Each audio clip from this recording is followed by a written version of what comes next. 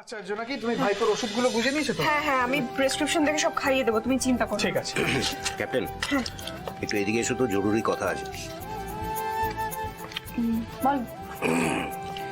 এই হচ্ছে মোক্ষম সুযোগ, বুঝেছো? স্বামী সেবা করতে শুরু করে দাও। বুঝলি তো, ছেলেরা একটু যত্ন আত্মি পেলে খুব খুশি হয়।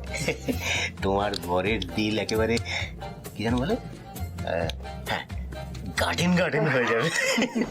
বিনয়, হ্যাঁ,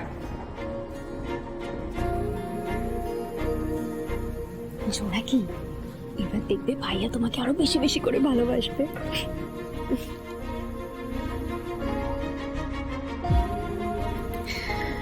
আমাদের মধ্যে তেমন সম্পর্ক কোনোদিনই হবে না যেমনটা তোমরা ভাবো। আমরা শুধুই বন্ধু, শুধুই বন্ধু হয়ে থাকবো। আমি ওনাকে বর বলে মানলেও উনি আমাকে কোনোদিনও বউ বলে মানতে পারবেন না।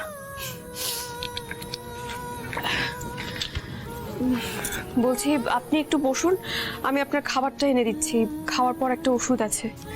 নাকি? হ্যাঁ, এই যে দেখ, ওই তো। দাদু ভাইয়ের পছন্দের খাবার নিয়ে এসেছি।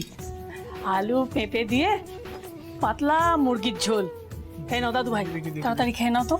ওয়াও, আমার এই যে পাতলা ঝোলের মাংসটা আমার দারুণ লাগে। জানি তো। দেখি দাও। এই নাও নাও, খাও। খাও মানে কি, তোমাকে খাইয়ে দিতে হবে? আচ্ছা আচ্ছা, দিচ্ছি দিচ্ছি।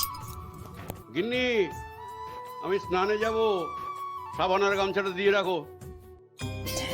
ওই ডাক পড়েছে। সুধাচরণ মিত্রের কলিগ। যাও যাও যাও, তুমি যাও, এখানে ওয়েট করবে। যাও, নাও তুমি খেয়ে নাও আমি কিন্তু। ধরে হ্যাঁ নিচ্ছি, হ্যাঁ। জোনাকি দেখিস। তুমি যাও আগে, তাড়াতাড়ি যাও। যাচ্ছি চেঁচাবে আবার। যাও না, যাচ্ছি বাবা। ও